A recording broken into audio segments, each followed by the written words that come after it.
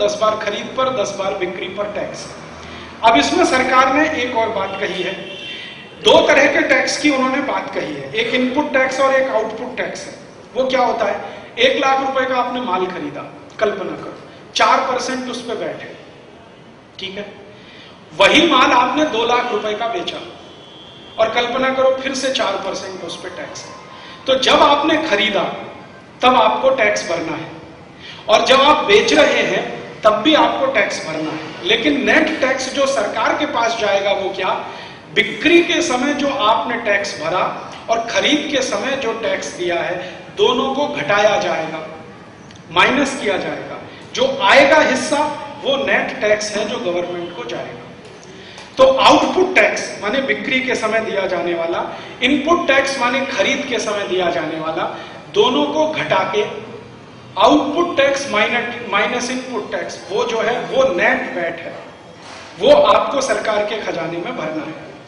तीसरी एक महत्वपूर्ण बात जो इसमें समझने की है वैट में, वो ये कि हमारे देश की सरकार ने 550 वस्तुओं पर यह टैक्स लगाया है अभी ये साल।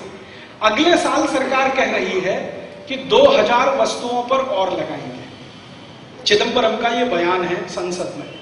और 2007 में 8000 और वस्तुओं पर लगाएंगे, माने 2007 तक हिंदुस्तान में 10,500 वस्तुओं पर वैट आ जाएगा।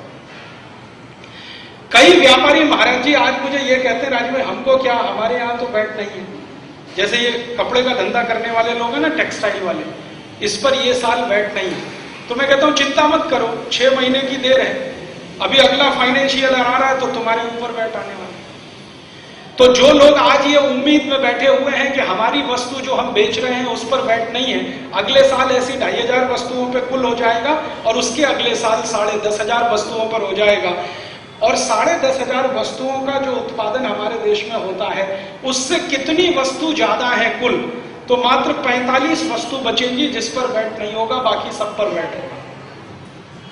जो कुछ भारत में बन रहा है उसमें मात्र 45 वस्तुएं हैं जिन पर टैक्स नहीं होगा, बाकी सब पर। तो अब हम ये समझ लें कि हम ऐसी कोई वस्तु बेच रहे हैं जिस पर इस साल वैट नहीं है, अगले साल। अच्छा, एक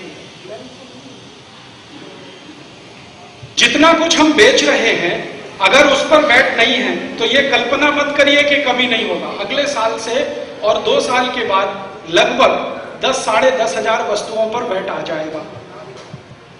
एक कदम आगे चलूं, वैट के बारे में एक जो सबसे महत्वपूर्ण बात है हमारे देश की सरकार से जो हमें सुनने को मिल रही है, बार बार हमको ये कहा जा रहा है, रोज टीवी में जाहिरात आता है, अखबार में बड़े बड़े जाहिरात आते हैं, रोज वित्त मंत्री का बयान आता है, उसमें 8-10 माहिती वो दे रहे हैं। पहली माहिती दे रहे हैं वैट आने के बाद भ्रष्टाचार कम हो जाएगा, एक माहिती, हाँ ट्रांसपेरेंसी बढ़ेगी, भ्रष्टाचार कम होगा। दूसरी वो माहिती दे रहे हैं कि दुनिया के 123 देशों में वैट है तो भारत में भी आएगा तो विदेश व्यापार में बहुत मदद मिलेगी।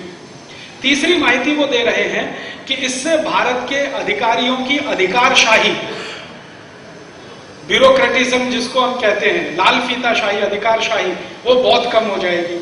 चौथी माहिती वो हमको दे रहे हैं कि भारत सरकार का टैक्स कलेक्शन का सिस्टम बहुत आसान हो जाएगा।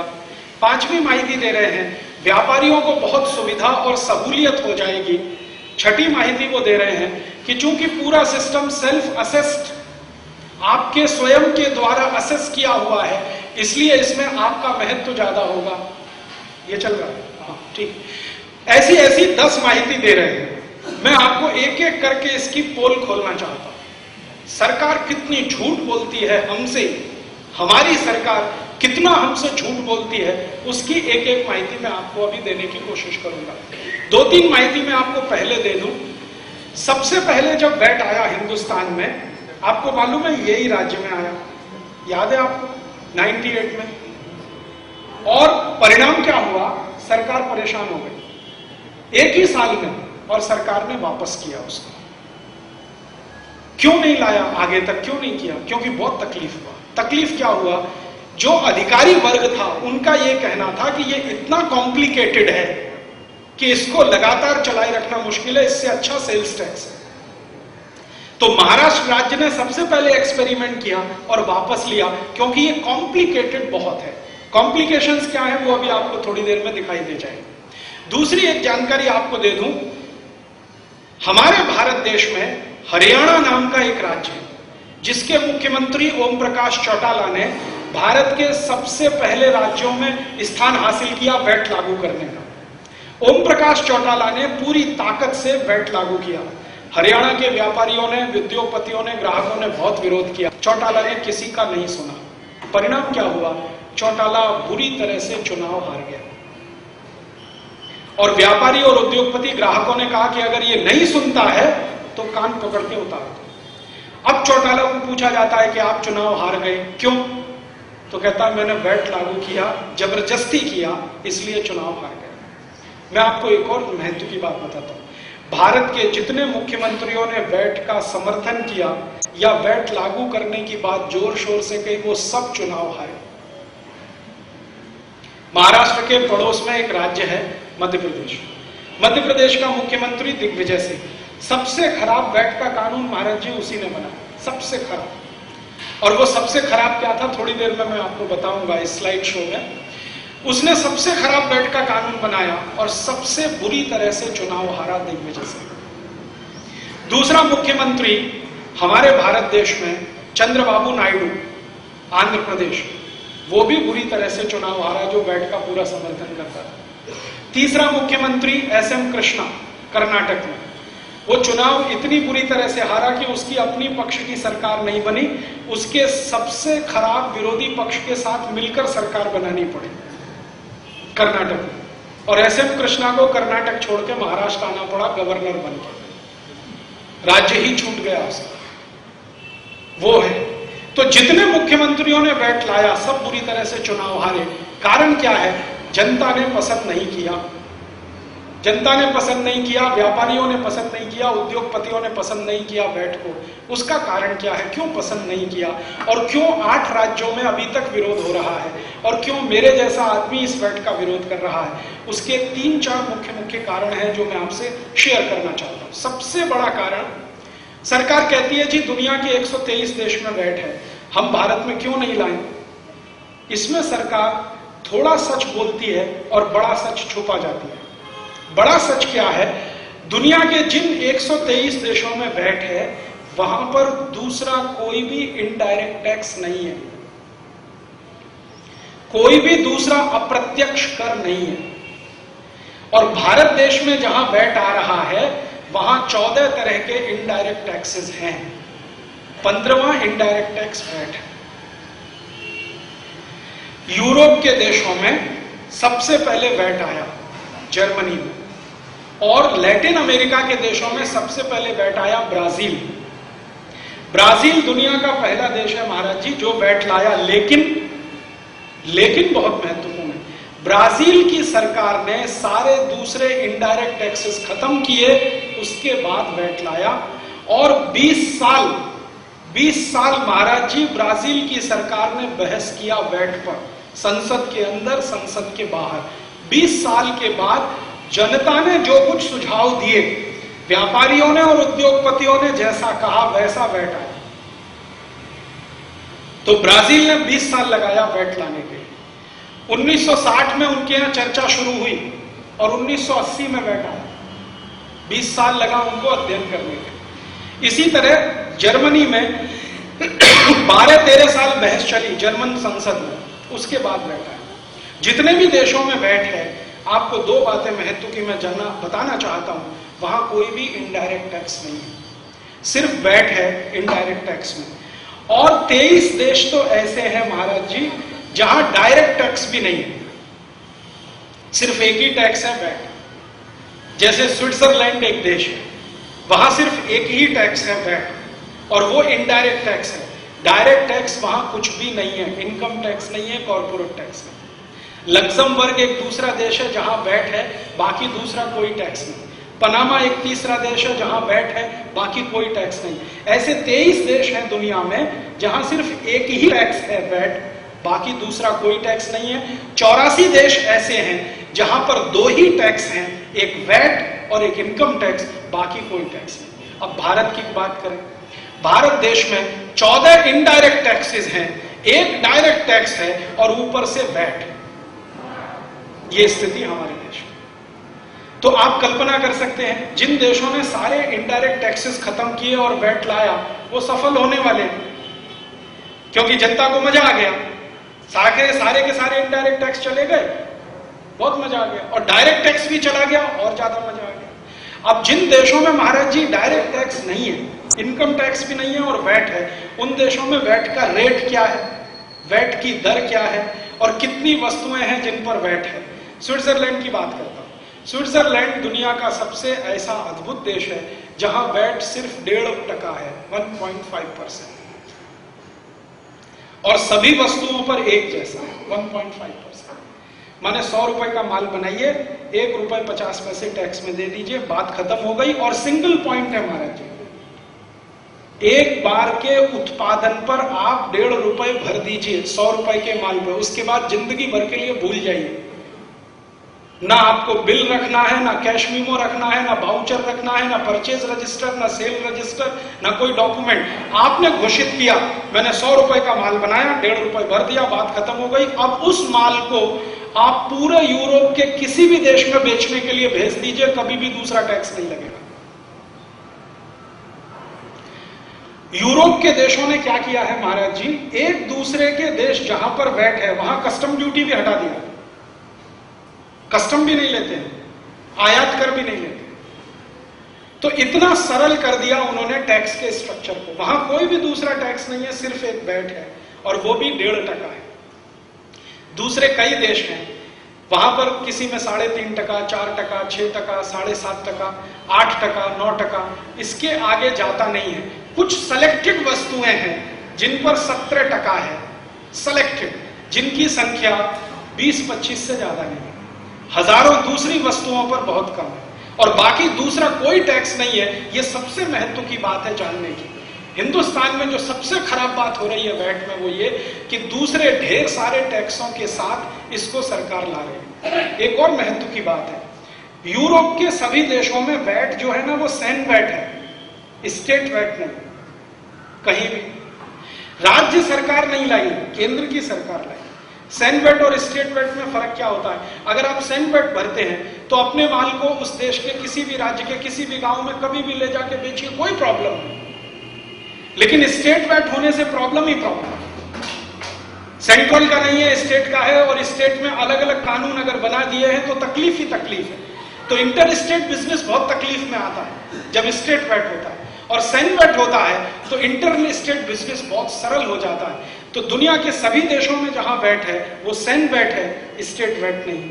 तीसरी एक और महत्व की बात, जहां भी देशों ने वैट लाया, दुनिया के हर एक देश में 2 नियम बना दिए उन्होंने, बहुत इंपॉर्टेंट है ये नियम। क्या बना दिया कि सरकार जो टैक्स ले रही है वो टैक्स की मालिक नहीं है। जो रेवेन्यू कलेक्शन हो रहा है टैक्स के माध्यम से, सरकार उसकी मालिक नहीं है, कस्टोडियन है।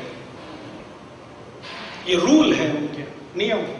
सरकार जितना टैक्स इकट्ठा करेगी उसकी वो मिल्कियत नहीं है, संपत्ति सरकार की नहीं है। सरकार उसकी रक्षा करने के लिए गठित की गई है। जैसे ट्रस्टी होते हैं ना, ट्रस्टी ट्रस्ट की संपत्ति के मालिक नहीं होते, सुरक्षा करने के लिए है। वैसे ही सरकार सभी देशों में सुरक्षा करने के लिए है, मालिक नहीं है। मालिक तो वो है जो टैक्स दे रहा है। तो वहां नियम क्या बना, जब सरकार कस्टोडियन हो गई और टैक्स पेयर मालिक है, तो मालिक को जब भी जरूरत होगी तो पूरा टैक्स वापस होगा। यह नियम है सभी यूरोप के देशों, लैटिन अमेरिका में भी। अब जरूरत कैसे होगी, मैं आपको 2 उदाहरण देता हूं। मान लीजिए आप फ्रांस में बिजनेस करते हैं और आपको 20 साल हो गया, आप 20 साल से फ्रांस में वैट भर रहे हैं ईमानदारी से टैक्स में। 21वें साल में एक दिन आपको लगा कि ये फ्रांस अच्छा देश नहीं, इससे ज्यादा अच्छा देश जर्मनी है, और आप अपना सारा बिजनेस जर्मनी शिफ्ट करना चाहते हैं। जिस दिन आप सरकार को कहेंगे कि मैं फ्रांस छोड़ के अब जर्मनी में सेटल होना चाहता हूं और मेरा बिजनेस पूरा मैं जर्मनी ले जाना चाहता हूं, उसी दिन आपका 20 साल का एक एक पाई जो आपने पे किया है वो आपको वापस मिलेगा, उसी दिन। और सरकार आपको एक धन्यवाद पत्र देगी, भाई बहुत धन्यवाद, आपने 20 साल तक हमको टैक्स भरा, हमने आपके टैक्स का देश के विकास में इस्तेमाल किया, हमें दुख है कि आप हमारा देश छोड़कर जा रहे हैं, इसलिए ये टैक्स का पैसा आप अपने साथ लेके जाइए, क्योंकि हम इसे नहीं रख सकते, हम इसके मालिक नहीं है, मालिक तो आप फ्रांस छोड़ के जर्मनी जाइए, जर्मनी छोड़ के बेल्जियम चले जाइए, बेल्जियम छोड़ के डेनमार्क चले जाइए, डेनमार्क छोड़ के किसी और तीसरे देश में चले जाइए, टोटल जो वैट आपने पे किया है 20 साल, 25 साल, 30 साल, 40 साल, वो एक दिन में आपको पूरा वापस हो जाएगा।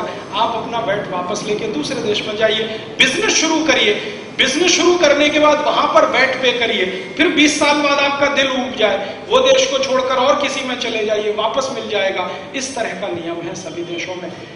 और एक नियम है, मान लीजिए आपके धंधे को कोई चोट पाई गई, चोट आ गई कैसे? फ्रांस में आप धंधा करते हैं और भूकंप आ गया, धरतीकंप आया, दुकान आपकी टूट गई, फैक्ट्री डूब गई, भूचाल आया, धरतीकंप हो गया, आग लग गई, कुछ हो गया, फैक्ट्री बंद, दुकान बंद, सब धंधा बंद, वो दिन आपको आपका पूरा टैक्स वापस मिलेगा, ताकि आप नया धंधा शुरू कर सकें। और नया धंधा शुरू करने में 3 साल तक सरकार आपसे टैक्स नहीं लेगी, 3 साल बाद आपसे फिर टैक्स लिया जाएगा। ये 2 नियम हैं। भारत में ऐसा कोई नियम नहीं है और अगले 500 साल बनेगा उसकी कोई कल्पना नहीं। यहां तो क्या है, जितना मिले खींचे जाओ, लेते जाओ, खींचते जाओ, लेते जाओ, अपनी जेब में रखते जाओ, वापस देने का तो प्रश्न ही भारत में नहीं है। तो जहां वैट है वहां के 3 नियम महत्व के हैं। एक तो सिंगल पॉइंट वैट है, दूसरा टैक्स की दर बहुत कम है, और सेंट वैट है, सेंट्रल वैट है, और रिफंडेबल है, और टोटल इनडायरेक्ट टैक्सेस खत्म करके लाया हुआ। और एक इंटरेस्टिंग बात, जितने यूरोप के देशों में वैट है, वहां पर वैट लेने वाला जो अधिकारी होता है उसके पास कोई जुडिशियल राइट्स नहीं होते। जुडिशियल राइट्स का मतलब क्या, मैं आपको समझाता हूं। जुडिशियल राइट का मतलब है आपको जेल भेज देने का अधिकार, जुडिशियल राइट है। आपकी संपत्ति जब्त करके बाजार में बेच देने का अधिकार, जुडिशियल राइट है। आपके बीवी बच्चों को जेल भेजने का अधिकार, जुडिशियल राइट है। ये किसी भी अधिकारी को नहीं होता, यूरोप के किसी भी देश में और लैटिन अमेरिका के किसी देश में उनको अधिकार नहीं है, जुडिशियल राइट्स नहीं है। उनको सिर्फ ड्यूटीज हैं, राइट्स नहीं, कर्तव्य है। राइट्स तो टैक्स पेयर को है, कर्तव्य तो टैक्स लेने वाले को है, कलेक्टर को है। और ज्यादातर देशों में जब वैट का कमिश्नर या वैट ऑफिसर किसी व्यापारी को फोन करता है तो 1 या 2 कंडीशन में ही फोन कर सकता है, बाकी तो फोन भी नहीं कर सकता वो आपको।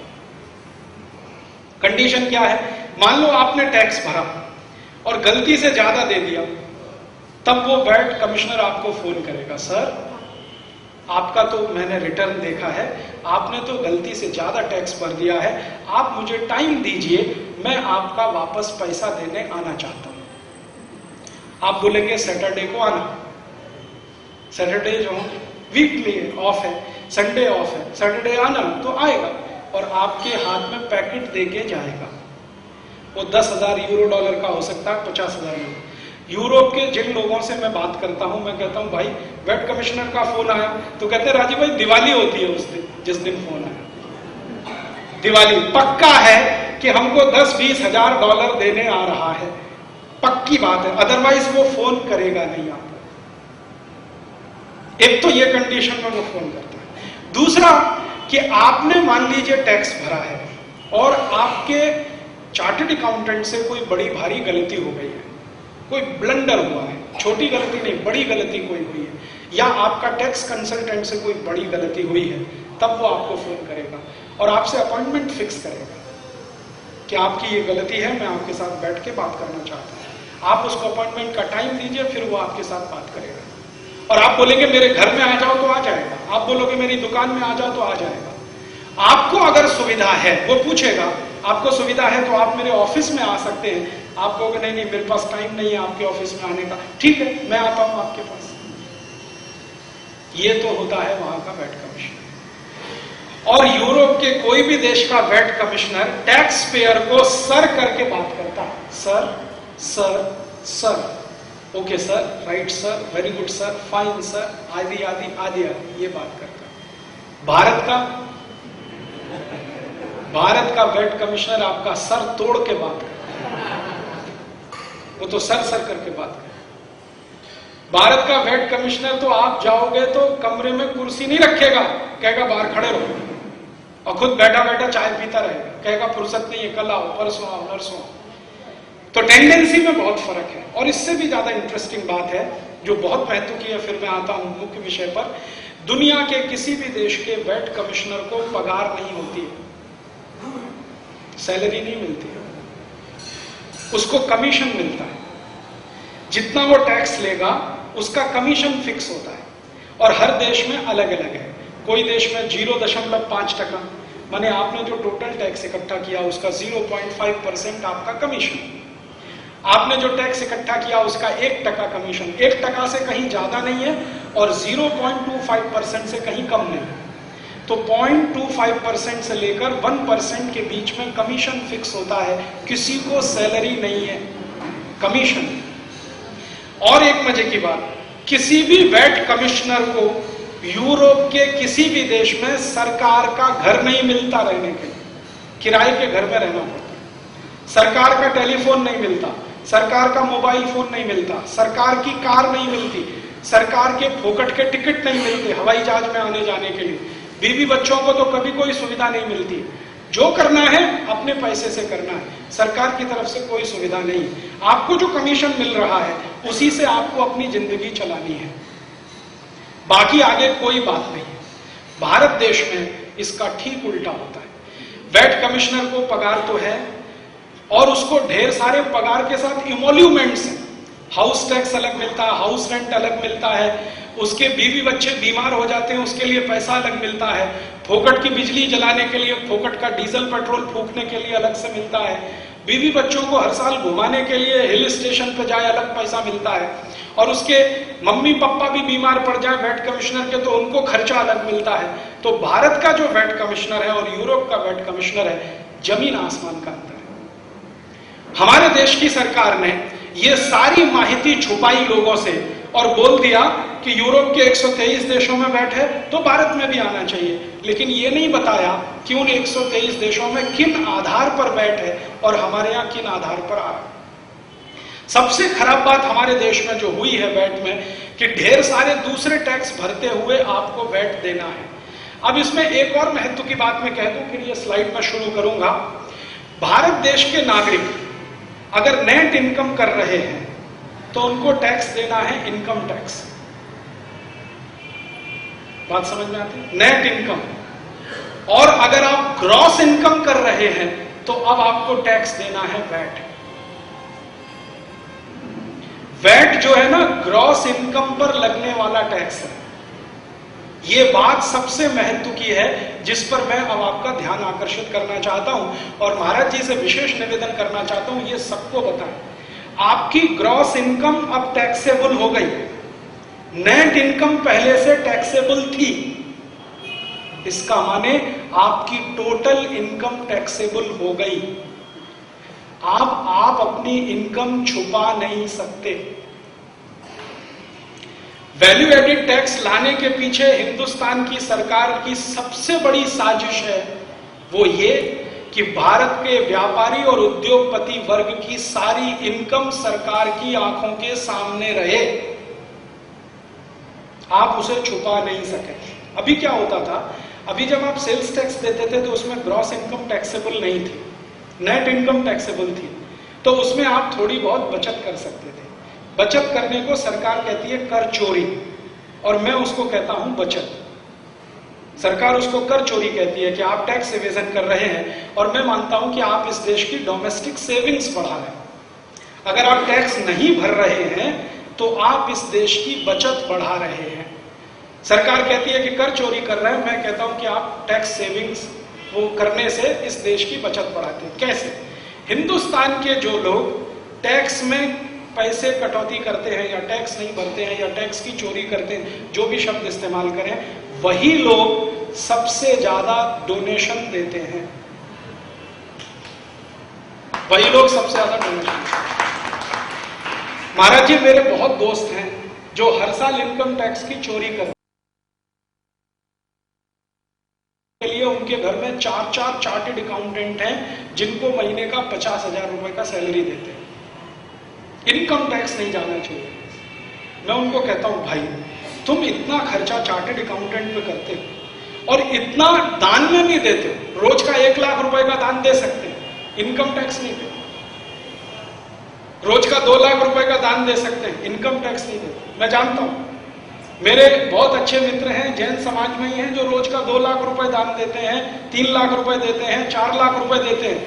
साल का उनका जो टोटल डोनेशन है ना, वो मैंने दिन में डिवाइड कर दिया, तो रोज का 2 लाख, 3 लाख, 4 लाख, 5 लाख रुपए तक डोनेट करने वाले लोग इनकम टैक्स नहीं भरते। क्यों? मैंने एक दिन उनसे पूछा। उसमें से कई लोग तो मुंबई में हैं। तब उन्होंने मुझे बहुत गंभीर बात किया और उस दिन से मैं उनको सल्यूट करता हूं, मैं उनको प्रणाम करता हूं। सरकार उनको टैक्स चोर कहती है, मैं उनको सल्यूट करता हूं। वो कहते हैं, राजीव भाई, भारतीय संस्कृति में कुपात्रों को दान नहीं देते।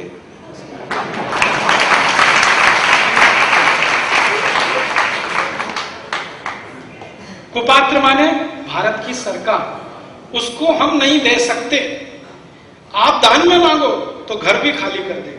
आपको गौशाला बनानी है, हम देंगे 10 करोड़। आपको तालाब खोदना है, हम देंगे 20 करोड़। आपको गरीब बहनों की शादी करनी है, गरीब बेटियों की, हम देंगे 50 करोड़। कोई भी काम के लिए दरवाजा खुला है, इनकम टैक्स नहीं देंगे। और उसमें से एक तो मेरे ऐसे अजीज मित्र हैं, वो कहते हैं, अगर कुपात्रों को दान दिया तो नरक में जाना पड़ता है, हम नरक में नहीं जाना चाहते। अर्थात बात बिल्कुल सीधी सीधी है कि सरकार के टैक्स के पैसे को चोरी करके वो दान में देते हैं। और इसका अर्थ क्या हुआ? इसका अर्थ ये हुआ कि भारत देश में जो पैसा टैक्स से बचाया जाता है उसी से दान का काम चलता है। इसका अर्थ ये हुआ कि जो पैसा टैक्स से बचता है वही मंदिरों में काम आता है, वही समाज के काम में लगता है। वो जीव दया के काम में लगे, मंदिर के काम में लगे, मठ के काम में लगे, किसी दूसरे सामाजिक काम में लगे, ये वही पैसा है जो टैक्स से आपने बचा लिया। अब सरकार क्या कह रही है कि आपके पास टैक्स से कोई पैसा बचने ना पाए। वैट के नाम पर आपकी ग्रॉस इनकम टैक्सेबल कर दिया और नेट इनकम टैक्सेबल है। इनकम टैक्स के नाम पर माने टोटल इनकम अब आपकी टैक्सेबल है, माने कोई भी पैसा अब आप बचा नहीं पाए, अर्थात अब आप पैसे का दान नहीं कर पाए। अर्थात पैसे का दान न हो तो मंदिर और मंदिर से जुड़ी हुई संस्थाएं ना चले। अर्थात मंदिर और मंदिर से जुड़ी संस्थाएं ना चलें तो धर्म का काम बंद हो। अर्थात आप सब ईसाई बनने के लिए तैयार हो जाए। यह है असली मकसद वैट का। और मैं आपको दिखाऊंगा इस स्लाइड में, भारत सरकार ने इतनी बड़ी साजिश किया है जिसकी कल्पना आप नहीं कर सकते। यह वैट का ड्राफ्ट आया, आपको मैं एक जानकारी देता हूं।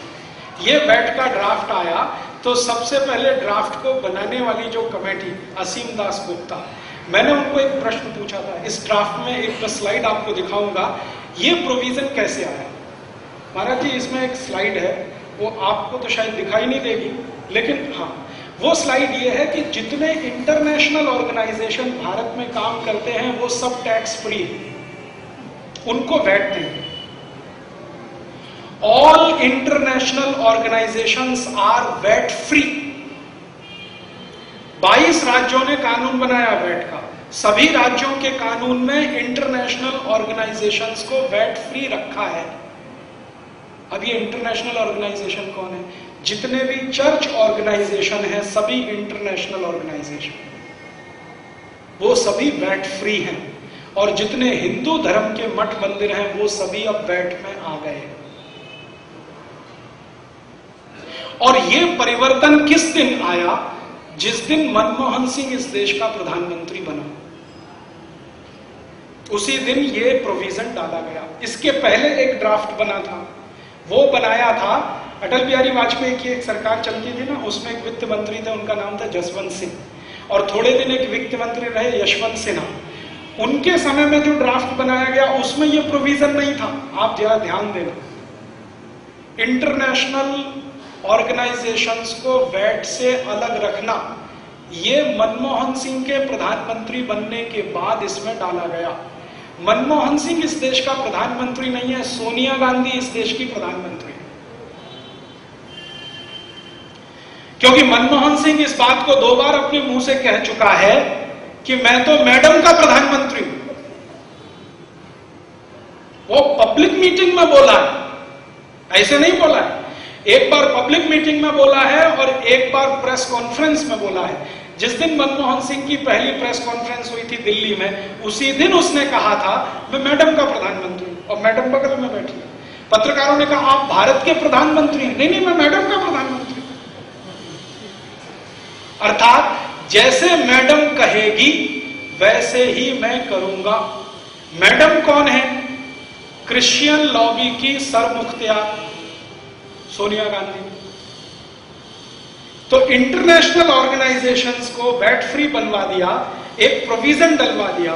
सारे चर्च हिंदुस्तान में, वो कैथोलिक्स हो या प्रोटेस्टेंट हो, सभी इंटरनेशनल ऑर्गेनाइजेशन में गिने जाते हैं। मुंबई में जितने चर्च चलते हैं सभी इंटरनेशनल है। मुंबई तो छोड़ो, गांव के गरीब से गरीब गांव का चर्च इंटरनेशनल है, क्योंकि उसका जो लिंकेजेस है वो यहां नहीं है, वो बाहर है। तो उन्होंने एक प्रोविजन डाल दिया, all international organisations are VAT free, अर्थात सारी क्रिश्चियन संस्थाएं वैट फ्री हैं। ठीक है। अब दूसरा, मुस्लिम ऑर्गेनाइजेशन। बहुत सारे मुस्लिम ऑर्गेनाइजेशन हिंदुस्तान में हैं जो इंटरनेशनल ऑर्गेनाइजेशन, क्योंकि वो जुड़े हुए हैं गल्फ कंट्रीज के साथ।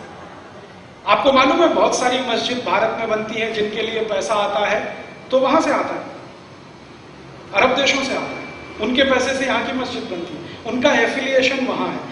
तो जिनको भी पैसा बाहर से आता है उनका एफिलिएशन वहां होता है, तो वो इंटरनेशनल हो जाते हैं। तो all international organisations are VAT free, अर्थात मस्जिद और चर्च वैट फ्री, अर्थात मस्जिद और चर्च की किसी भी एक्टिविटी पर कोई टैक्स नहीं, अर्थात मस्जिद और चर्च की किसी भी एक्टिविटी पर सरकार के अधिकारी का कोई अंकुश नहीं। आपकी एक्टिविटी वैटेबल है या नहीं है वो तो सेकेंडरी है, लेकिन आपके ऊपर सरकार का अंकुश है या नहीं वो प्राइमरी है। आपके जो हिंदू ऑर्गेनाइजेशन है ये इंटरनेशनल नहीं है, क्योंकि ये हो नहीं सकते हैं, क्योंकि इनका एफिलिएशन भारत के बाहर कहीं नहीं हो सकता। इनका सबका एफिलिएशन होगा वो भारत के अंदर होगा। तो भारत के अंदर हिंदू धर्म, हिंदुओं में बौद्ध भी आते हैं, जैन भी आते हैं, और तेरापंथी और दूसरे सभी तरह के मत मतांतर के लोग आते हैं, सनातनी भी आते हैं, गैर सनातनी भी आते हैं, सब तरह के लोग। उनके जितने संगठन, संप्रदाय, संस्थाएं, वो सभी वैट के अधीन आ गई।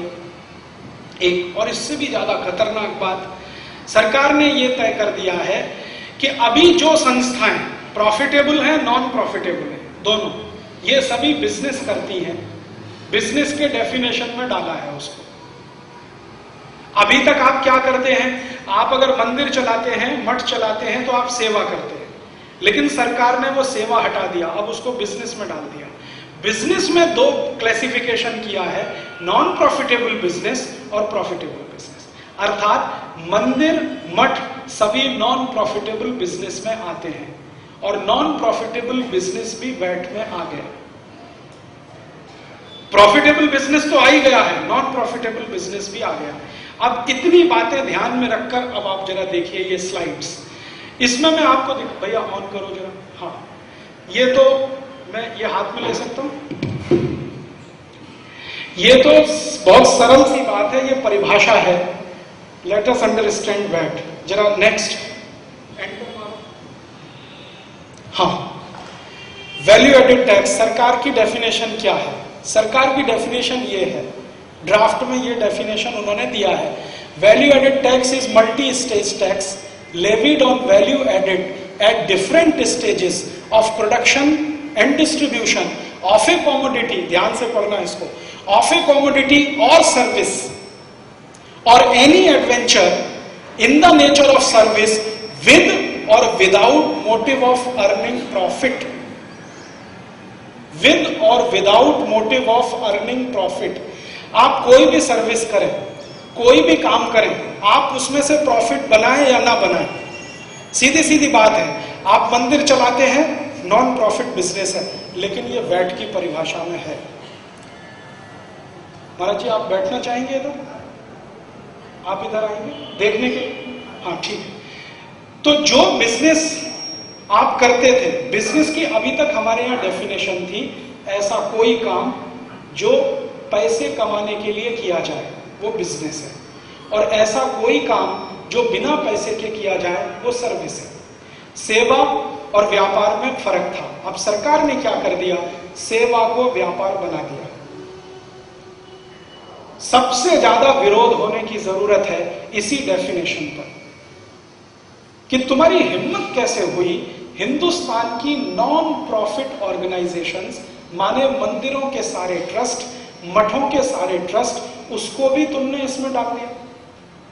और ये बात जब मैंने महाराज जी कई ऐसे सांसदों को कही जो थोड़े धर्म प्रेमी हैं, जो थोड़े जीव दया प्रेमी हैं, जो कभी कभी आप जैसे संतों के प्रवचन सुनने आते हैं, दिल में कहीं कहीं कोई दीपक जलता रहता है, उन्होंने कहा राजीव भाई सच में हमको मालूम नहीं ये हो गया, सच में हमको मालूम नहीं ये हो गया। मैंने कहा आप संसद में गए हैं, हमने आपको संसद में इसलिए भेजा है, आप वहां बैठे बहस करें, चर्चा करें। वो कहते हैं हमको सरकार ने ड्राफ्ट ही नहीं दिया, चर्चा क्या करें। मैंने कहा तुमने चिल्लाया क्यों नहीं संसद में? जितना तुम राबड़ी देवी लालू यादव के लिए चिल्लाते हो और जितना मुलायम सिंह और मायावती के लिए चिल्लाते हो, तुमको इस पे चिल्लाना चाहिए था कि सरकार ड्राफ्ट नहीं दे रही है, ड्राफ्ट नहीं दे रही है, और इतना हल्ला मचाना चाहिए था कि सरकार ड्राफ्ट देती और समय से पहले देती और तुम उसमें ये देख लेते और इस पर संसद में बहस करते या विधानसभा में बहस करते और इसको निकलवाते। ये बहस नहीं हुआ, निकाला नहीं गया, इसलिए टैक्स में ये आ गया। अब इस डेफिनेशन से आप समझ लीजिए, कोई भी मंदिर, कोई भी मठ, कोई भी संस्था जो लूले लंगड़े व्यक्तियों के लिए काम करे, जीव दया के लिए काम करे, कुछ भी करे, वो सभी वैट में आ गए। वैट में आने का मतलब ये है अधिकारी वर्ग का शिकंजा अब आपके ऊपर आ गया। अब कोई भी अधिकारी कभी भी आ सकता है, आपके ट्रस्ट के सारे अकाउंट चेक कर सकता है, और आपने अगर अकाउंट में कुछ खर्चा दिखाया हुआ है कि हमने तो इतना पैसा खर्च किया कबूतरों को दाना डालने के लिए, तो आपके ऊपर क्वेश्चन कर सकता है। अब आपको उसका जवाब देना पड़ेगा। और वैट के नियमों में सबसे खतरनाक है महाराज जी, हर बार ऑफिसर को कन्विंस आपको करना पड़ेगा। You have to convince him. वो कोई भी क्वेश्चन करे, you have to convince him. और उसको कन्विंस होने में क्या क्या लगता है वो आप सब जानते हैं। किसी भी टैक्स कमिश्नर को कन्विंस होने में क्या क्या लगता है वो आप तो मुझसे बेहतर जानते हैं। मैं तो कुछ धंधा व्यापार नहीं करता हूं। जो लोग धंधा व्यापार करते हैं वो मुझे बताते हैं कि राजीव भाई, टैक्स कमिश्नर को कन्विंस करना आप समझ लो दुनिया का सबसे मुश्किल काम। उसको पैसा लगता है कन्विंस होने के लिए, घूस लगती है, रिश्वत लगती है। सिर्फ घूस और रिश्वत तक हो उतनी बात नहीं है, उसके आगे अगर उसकी नजर आपकी कार पे पड़ गई और आपकी कार बहुत अच्छी है तो कन्विंस करने के लिए वो देनी पड़ सकती है। उसकी नजर आपके किसी फ्लैट पे पड़ गई और उसको फ्लैट आपका पसंद आ गया तो फ्लैट उसके नाम करना पड़ सकता है। उसकी नजर आपकी किसी भी चीज पे पड़ गई, कन्विंस करना पड़ेगा।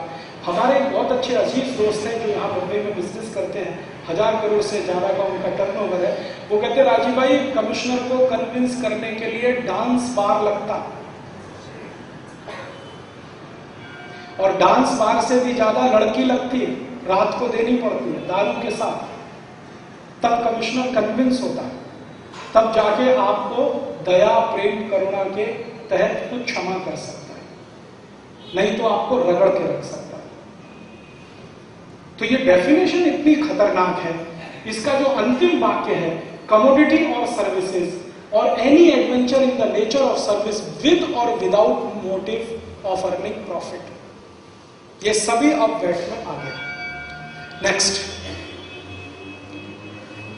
अभी ये एक सिंपल सा चार्ट बनाया है समझने के लिए। समझने के लिए ये भारत देश में वैट की 5 श्रेणियां बनाई है। 550 वस्तुओं पर वैट है। 46 ऐसी वस्तुएं हैं जिन पर वैट नहीं है, जिन पर टैक्स नहीं है। बाकी सभी वस्तुओं पर टैक्स है। और वो टैक्स की दर कैसी है? कुछ वस्तुएं ऐसी हैं जिन पर 1% टैक्स है, वैट 1%। सोना चांदी, सोने चांदी के गहने, हीरे जवाहरात, बेशकीमती पत्थर, पर्ल्स, इन सभी पर 1% वैट है। उसके बाद कुछ वस्तुएं ऐसी हैं जिन पर 4% वैट है, 4%, 4%। फिर कुछ वस्तुएं हैं जिन पर 12.5% है, कुछ वस्तुएं हैं जिन पर 20% है, और कुछ वस्तुएं हैं जिन पर 34% तक वैट है। 34% लास्ट लिमिट है महाराज जी वैट। 34 में क्या क्या आता है? जितनी भी मोटर स्पिरिट माने डीजल, पेट्रोल, केरोसिन और जो गैस आप इस्तेमाल करते हैं गाड़ी चलाने में, ये सभी और इनसे निकलने वाले बाई प्रोडक्ट्स, उसकी पूरी एक सूची है, 20-22 प्रोडक्ट है, उसमें 34%। तो 1% वाला तो हीरा जवाहरात, सोना चांदी आदि आदि। 4% में खाने पीने की बहुत सारी वस्तुएं, 12.5% में खाने पीने की बहुत सारी वस्तुएं, 20% में बहुत सारी अन्य वस्तुएं और 34% में 20। सबसे ज्यादा जो टैक्स में वस्तुएं हैं वो 12.5% में, उससे कुछ कम 4% में है, और सबसे कम 1%, 3। जिन वस्तुओं पर वैट नहीं है महाराज जी, वो जरा सुन लें। सबसे ज्यादा वैट फ्री वस्तु है दारू, शराब। शराब पर वैट नहीं है, शराब को टैक्स फ्री किया है। मैंने एक पुजारी को पूछा कि भाई तुमने ये शराब को टैक्स फ्री कैसे कर दिया? दूध पर वैट है, छाछ पर वैट है, दही पर वैट है, मिठाइयों पर वैट है, शराब पर नहीं। सरकार क्या चाहती है? दूध मत पियो, शराब पियो, ताक मत पियो, छाछ मत पियो, शराब पियो। एक पुजारी को मैंने पूछा, और वो पुजारी मंत्री स्तर का। मैंने पूछा भाई दारू को कैसे वैट फ्री किया?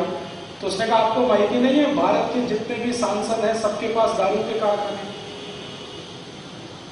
जितने भी आमदार हैं, आमदार माने एमएलए और खासदार माने एमपी, ज्यादातर एमपीज और एमएलए दारू के धंधे में हैं, डायरेक्ट और इनडायरेक्ट। अगर नाम सुनना चाहें, विजय माल्या, जानते हैं आप, राजस्थान से खासदार है, दारू का सबसे बड़ा उत्पादक है, किंगफिशर, और उसकी पूरी पार्टी है जनता पार्टी, जो दारू के पैसे से चलती है।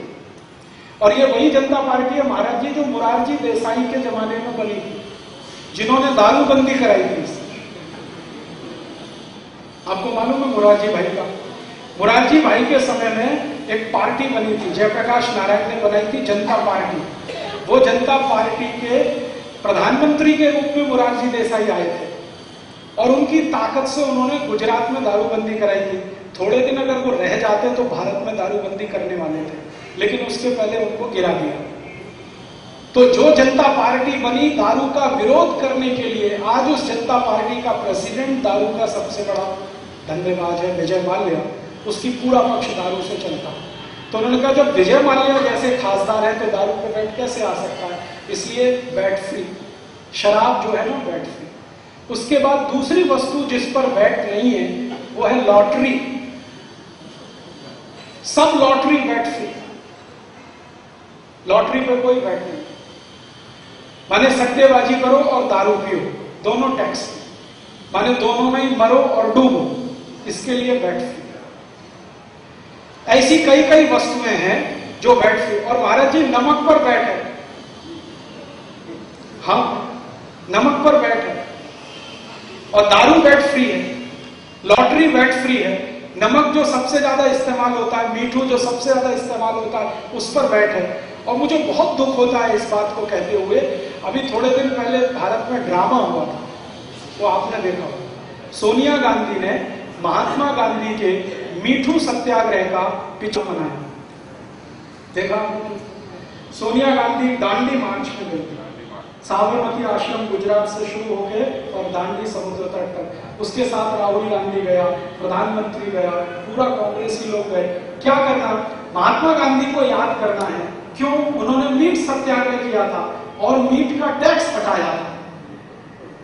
वो महात्मा गांधी का मीट सत्याग्रह का याद करने के लिए फिर से एक यात्रा निकाली और उसमें मीट पर टैक्स लगा।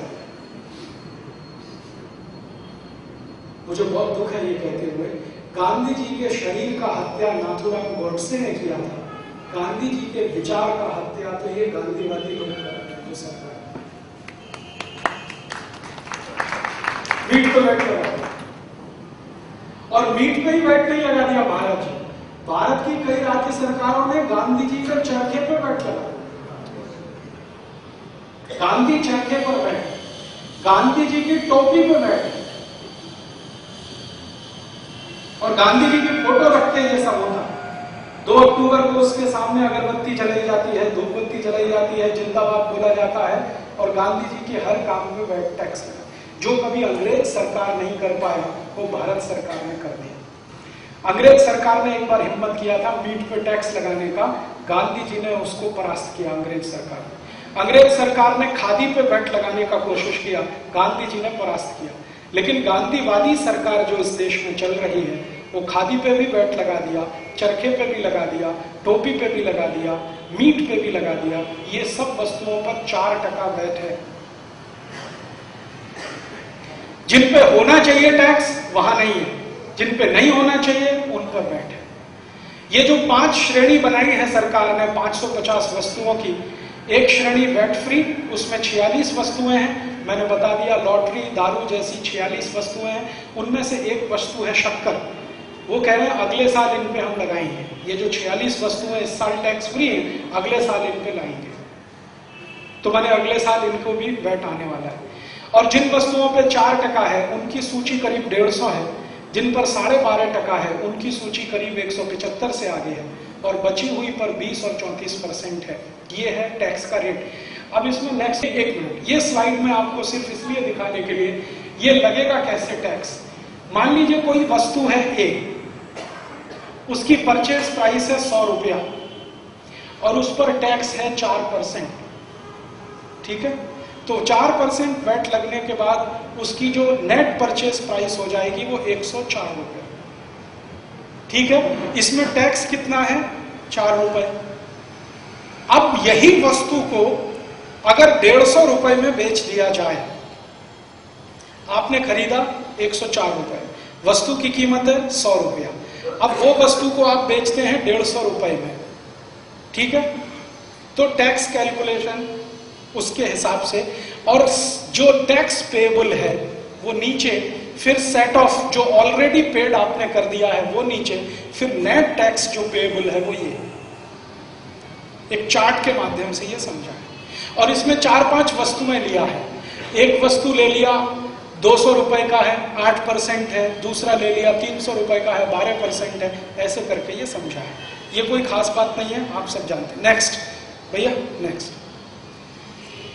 अच्छा, अब इसको एक दूसरे तरह से समझाओ। आपकी मान लीजिए परचेज ऑफ द मंथ मोटी 1 लाख रुपए, 1 महीने में आपने 1 लाख रुपए का खरीदी किया।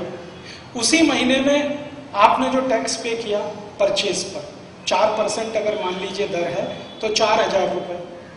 ठीक है, फिर अगर आपने सेल किया उसी का 1.5 लाख रुपए, तो फिर 1.5 लाख रुपए पर टैक्स, और जो 1.5 लाख पर आपने टैक्स दिया और 1 लाख पर शुरू में दिया, अब उसको घटाया जाएगा, तो जो निकलेगा वो नेट वैट आपको पे करना है। नेक्स्ट, अब जो वैट आया है उससे परिवर्तन क्या क्या किया इन्होंने। बहुत सारे जो टैक्स कानून हटाने की जरूरत थी वो नहीं हटा, और जो फालतू के थे उनको हटा दिया। मेजर चेंजेस, अभी हमारे यहां क्या था, सेल्स टैक्स था ना, तो वो 1 पॉइंट टैक्स था। अभी वैट लाके मल्टीपल पॉइंट टैक्स कर दिया। सबसे बड़ा चीज, कोई टैक्स आप एक बार दे दें वो सरल है, या बार बार भरेंगे वो सरल। एक बार भरेंगे तो सरकार कितना बड़ा झूठ बोल रही है कि वैट आने के बाद सरलता बढ़ेगी। सरलता नहीं, कठिनता बढ़ेगी। फिर उसके बाद reduce number of rate slabs leading to reduce number of classification disputes, ये सरकार कहती है, ये मैं नहीं मानता, सरकार के ड्राफ्ट में कैसे कहा गया। Full set off as against set off with retention ranging from 4.5% to 5.5%, shift from audit assessment to self assessment. इसका इतना बड़ा झूठ है ये सेंटेंस। सरकार कह रही है कि सेल्फ असेसमेंट का पूरा है, तो आपने अधिकारियों को क्यों बिठा दिया हमारे ऊपर? अगर सेल्फ असेसमेंट ही है, हमने जो कह दिया वो आप मान लो, फिर अधिकारी क्यों उसको क्रॉस चेक करें, क्यों उसको वेरीफाई करें, क्यों क्रॉस वेरीफाई करें? इसका माने ये है कि झूठ बोल के आपको फंसाना। यूरोप में जहां भी सेल्फ असेसमेंट में है वैट, वहां अधिकारी कुछ नहीं पूछ सकता आपसे। आपने डिक्लेयर किया इतना टैक्स बनता है, बात खत्म हो गई। उसके बाद कोई आपसे कॉमा फुल स्टॉप में बात नहीं करेगा। इवन ये गल्फ कंट्रीज है ना, छोटे छोटे, संयुक्त अरब अमीरात, कुवैत, बहरीन, ओमान, इन देशों में भी व्यापारी जो कह दिया बात खत्म हो गई। कोई अधिकारी आपसे नहीं आके पूछेगा आपने सही कहा या झूठ कहा।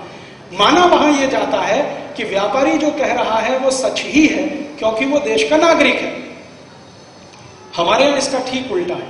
हमारे यहां यह माना जाता है कि व्यापारी सब झूठ है, चोर है, बेईमान है, डकैत है, इसलिए अधिकारी को उसके ऊपर बिठा दिया जो ईमानदार है, कर्तव्यनिष्ठ है, सत्यनिष्ठ है, जो महाहरामखोर है। ये जो अधिकारी वर्ग को सरकार ईमानदार कर्तव्यनिष्ठ बताती है, वो अधिकारी वर्ग की असलियत अभी आपने देखी होगी। थोड़े दिन पहले हमने टीवी चैनल पर एक सीरियल देखा, घूस महल उसका नाम है, घूस महल, और वो दिखाया आज तक टीवी चैनल। उसमें एक बात उन्होंने बताई कि दिल्ली का सेल्स टैक्स कमिश्नर डिपार्टमेंट में कैसे घूस ली जाती है और दी जाती है, वो मैंने देखा। दिल्ली का सेल्स टैक्स डिपार्टमेंट, महाराज जी, जिसका नाम अभी वैट डिपार्टमेंट हो गया है, उसका ऑफिस जहां पर है उसके ठीक ऊपर विजिलेंस कमिश्नर का ऑफिस है। विजिलेंस कमिश्नर का काम है घूसखोरों को पकड़ना, भ्रष्टाचारियों को पकड़ना। उसके नीचे सेल्स टैक्स कमिश्नर का ऑफिस है जहां भयंकर घूसखोरी चलती है। और मैंने मेरी आंखों से देखा 83 अधिकारी, 83 ऑफिसर्स को हाथ से पैसा लेते हुए, रिश्वत लेते हुए, घूस लेते हुए और अपने खीसे में रखते हुए। लिया खीसे में रखा, लिया खीसे में रखा। और उसने बहुत इंटरेस्टिंग तरीके से दिखाया। सवेरे वो अधिकारी आते हैं 9 बजे ऑफिस में, सबका खीसा खाली होता है, कुछ नहीं होता खीसे, हाँ पॉकेट भी नहीं होता, खाली खीसा होता है। और थोड़ा कुछ 2-5 रुपया हो तो काउंटर पे रख देते हैं, जाते हुए ले लेते हैं। अंदर ऑफिस में घुसते हैं तो खीसा खाली होता है सब। फिर दिन भर घूसखोरी करते हैं, रिश्वत लेते हैं, घूस लेते हैं, पैसा बनाते हैं। और इस चीज के लिए घूस लेते हैं। आप सी फॉर्म मांगने गए, 500 रुपए घूस दो तभी सी फॉर्म मिलेगा, 1000 रुपए दे दो तभी मिलेगा, 2000 रुपए दे दो तभी मिलेगा। फॉर्म तो फोकट में मिलना चाहिए, लेकिन आपसे पैसा लेके देगा। और उसमें फिर बंटवारा ऊपर से नीचे। आपकी कोई फाइल है, इस मेज पर है, यहां से आगे लेके जानी है 5000 रुपए, आगे से और आगे ले जानी है 10,000 रुपए, वहां से कमिश्नर के पास जानी है 30,000 रुपए, सभी रेट फिक्स है। वो 83 अधिकारी दिन भर घूसखोरी करते हैं। शाम को वो इकट्ठे होते हैं 5 बजे और सारा खीसे का पैसा निकाल के काउंट करते हैं कितना इकट्ठा हुआ। फिर उसको कमिश्नर से लेकर और नीचे कारकुन तक डिस्ट्रीब्यूट किया जाता है। भारत में सबसे ईमानदारी से अगर कुछ होता है तो भ्रष्टाचार होता है, पूरी ईमानदारी से। ईमानदारी क्या है?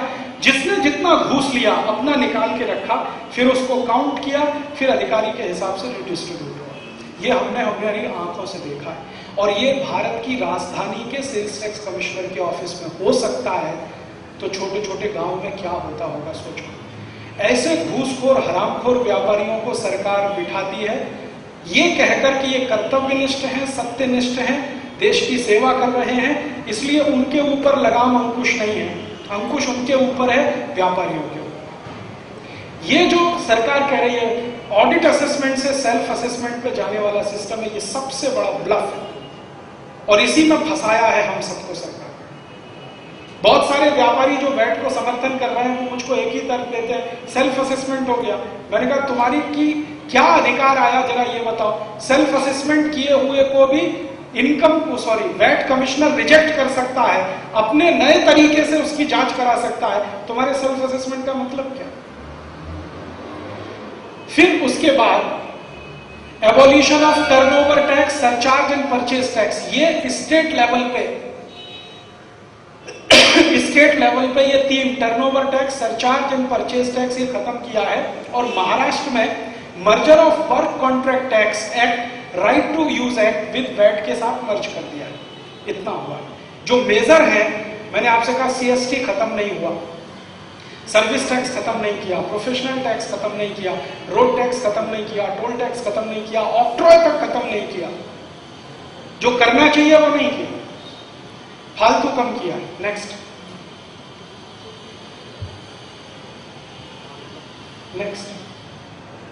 हाँ, अब ये वैट के बेनिफिट सरकार बता रही है, क्या क्या सुविधाएं होने वाली है, क्या क्या आपको लाभ होने वाला है।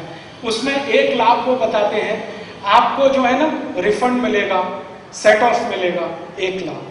दूसरा वो बताते हैं कि ये जो स्टेट लेवल पे टर्नओवर टैक्स, सरचार्ज आदि आदि थे, ये हट जाएगा। फिर कहते हैं ओवरऑल टैक्स बर्डन रैशनलाइज होगा, तार्किक होगा। प्राइस विल जनरल फॉल, सरकार कह रही है। मैं 1 महीने का स्टडी किया है अभी, 1 महीना माने जब से वैट आया, लगभग 1 महीने बाद किस किस वस्तु की कीमत कितनी बढ़ी है। कर्नाटक और महाराष्ट्र, 2 ही राज्य का अभी मैं किया है। कम से कम 15% और अधिक से अधिक 35% कीमतें बढ़ी, जो भी वस्तु पर वैट आया है। तो सरकार का ये इतना बड़ा झूठ है कि कीमतें कम होगी, कोई कीमत कम नहीं हुई, सभी वस्तुओं की कीमतें बढ़ी। और कुछ वस्तुओं की कीमतें तो इतनी बढ़ी हैं कि कोई सोच नहीं सकता। जैसे किसान के काम आने वाली बहुत सारी चीजें जिन पे जिंदगी में कभी टैक्स नहीं था, उस पर वैट आ गया। अभी किसान बौखलाए हुए हैं कि इतना कीमत कैसे बढ़ गया महीने भर में, तो ऐसे कि उस पर वैट आ गया। जैसे किसान के काम आता है थ्रेशर होता है जिससे अनाज निकालते हैं, थ्रेशर के एक एक अंग पे वैट लगा दिया, उसका नट बोल्ट पंखा वंखा सब पे वैट लगा दिया, उसकी कीमत बढ़ गई, 35% कीमत बढ़ गई। सब किसान बौखलाते हैं, मुझे पूछते हैं ये कीमत इतनी बड़ी कैसे, वैट आया। जिंदगी में किसान की छोटी छोटी चीजें, फावड़ा होता है ना, फावड़ा, उस पे वैट लगा दिया, खुरपी उस पे वैट लगा दिया, कुदाली उस पे वैट लगा दिया। तो जो जिंदगी में किसान कभी किसी वस्तु पे टैक्स नहीं भरा, वो भी वैट में डाल दिया। तो कीमतें बढ़ गई हैं, कम नहीं हो रही। और ये झूठ सरकार लगातार बोल रही है। और ये तो सबसे बड़ा झूठ है। ट्रांसपेरेंसी विल इंक्रीज, अभी मैं बताऊंगा आपको। और there will be higher revenue growth, माने सरकार को टैक्स कलेक्शन मिलेगा, यही सबसे बड़ा सच है। सरकार को जास्ती से जास्ती टैक्स मिलेगा, सरकार की आमदनी बढ़ेगी, यही सच है। बाकी ये सब झूठ। अभी दिखाता हूं कैसे झूठ है। Next, structure of VAT in India. कैसा स्ट्रक्चर है? अभी हमारे यहां जो वैट आ रहा है वो सैंड वैट नहीं आ रहा, ध्यान रखना इस बात का। मैंने आपको थोड़ी देर पहले कहा दुनिया के सब देशों में सैंड वैट है। चाइना में सैंड वैट है, श्रीलंका में सैंड वैट है, मलेशिया में सैंड वैट है, इंडोनेशिया में सैंड वैट है, फिलीपींस में सैंड वैट है, ब्राजील में सैंड वैट है, मैक्सिको में सैंड वैट है, जर्मनी में सैंड वैट है, सब जगह सैंड वैट है। भारत में सैंड वैट नहीं है, स्टेट वैट है। हमारा जो स्ट्रक्चर है वो स्टेट वैट है। और इस स्ट्रक्चर में मैंने आपसे कहा 14 और टैक्सेस हैं, प्लस कस्टम ड्यूटी है, प्लस इनकम टैक्स है डायरेक्ट टैक्स में, और उसका ऑब्लिक कॉर्पोरेट टैक्स, इतने सबके साथ वैट है। ये मैं आपको पहले बता चुका हूं। और सरकार, नेक्स्ट, हाँ, ये मैं आपको बता दिया है, इसलिए अब इसमें ज्यादा ध्यान देने की जरूरत नहीं। मैंने बताया एक शेड्यूल ए है जिसमें टैक्स फ्री गुड्स हैं सबके साथ, शेड्यूल बी है जिसमें 1% टैक्स वाले हैं, शेड्यूल सी है 4% टैक्स है, शेड्यूल डी है 20% है, ये शेड्यूल ई है जिसमें 34% तक वैट है, मोटर स्पिरिट्स जो मैंने आपसे थोड़ी देर पहले कहा। एक शेड्यूल एफ है जिसमें अदर गुड्स हैं जो इनमें से किसी में नहीं है। और अगले साल से एक नया शेड्यूल आने वाला है जिसमें 2000 और वस्तुएं हैं, फिर एक नया शेड्यूल आएगा 8000 और वस्तुएं हैं, टोटल 10,500 वस्तुओं पर वैट होगा 2007 में। ये सरकार का अनाउंसमेंट है। नेक्स्ट